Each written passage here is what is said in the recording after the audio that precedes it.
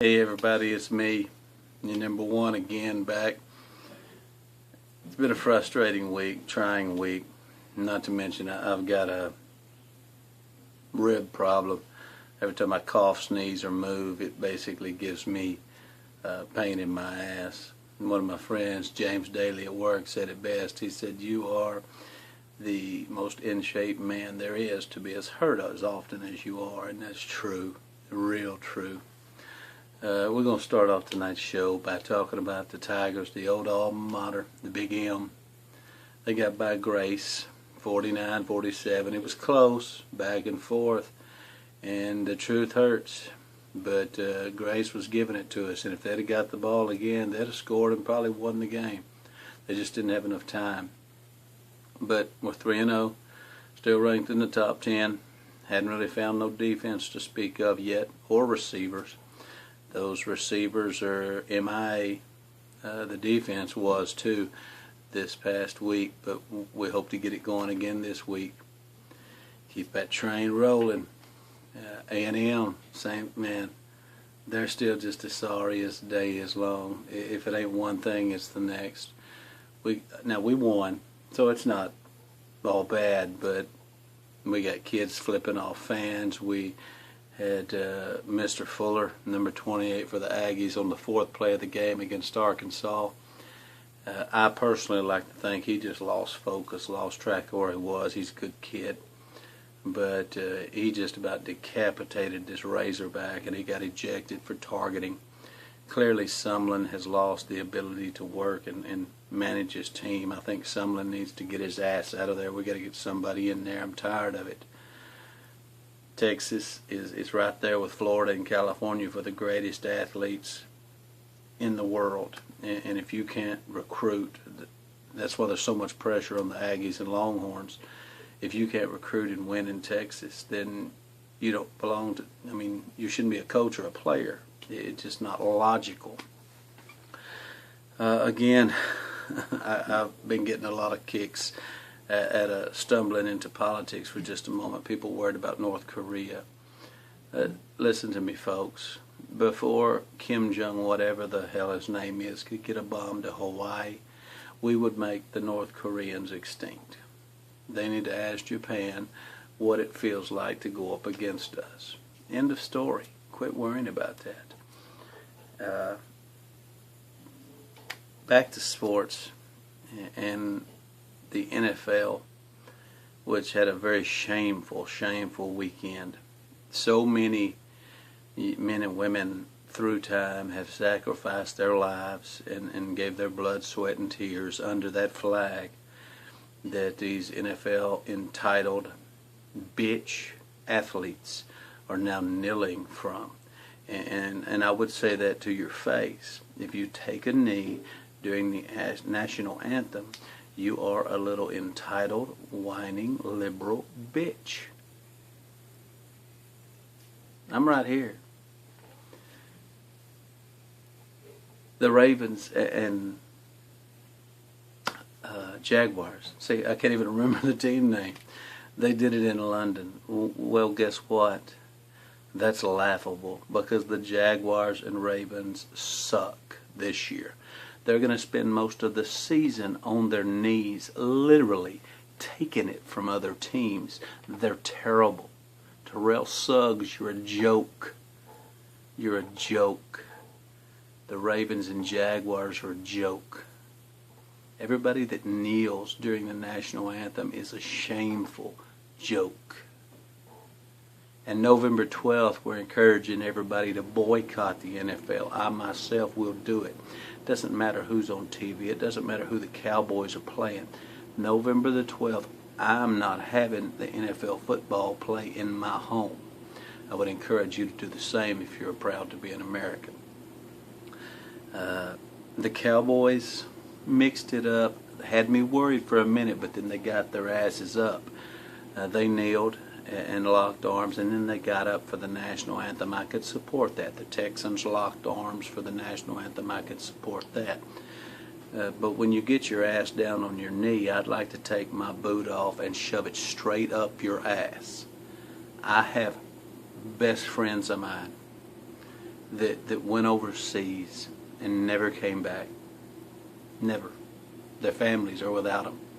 Mothers without their son. Wives without their husbands. Children without their fathers. So you could play a game. Now it states in the game of the NFL, the actual how a game will be conducted rule book on page 62 and 63, that the national anthem will be played before every game. The players will be on the sidelines present for the national anthem. They will be standing facing the flag with their helmets under their left arms, quiet. That's what the rule states. Now, Roger Goodell, we know he's a coward. We know he's a yellow-belly coward. He makes $44 million a year, and he doesn't pay taxes on that because the NFL is a non-profit organization. Now, you want to tell me who's the criminal? You want to tell me who's the jack-off douchebag? Roger Goodell, you're a joke. A joke. Thankfully, the weekend wasn't a total loss, as Dak and Zeke pulled their dresses down off over their heads, and they managed to help us get a win, 28-17 over the Cardinals. Man, it was good to get that win back. But overall, it was a shit weekend for the NFL. Just a shameful, shameful weekend. It's tough to watch. You know, I'm glad viewing is down. I'm glad jersey sales are down. I'm glad everything like that's down. I'm also glad that Villanueva's jersey sales are up.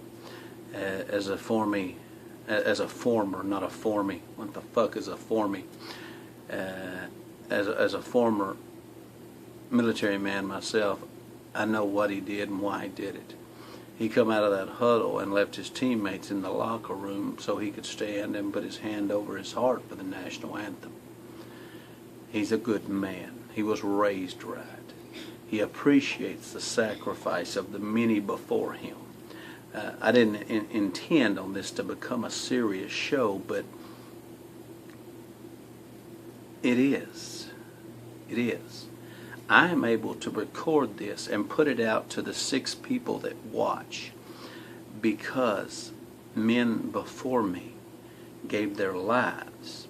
I would like to see each one of these players'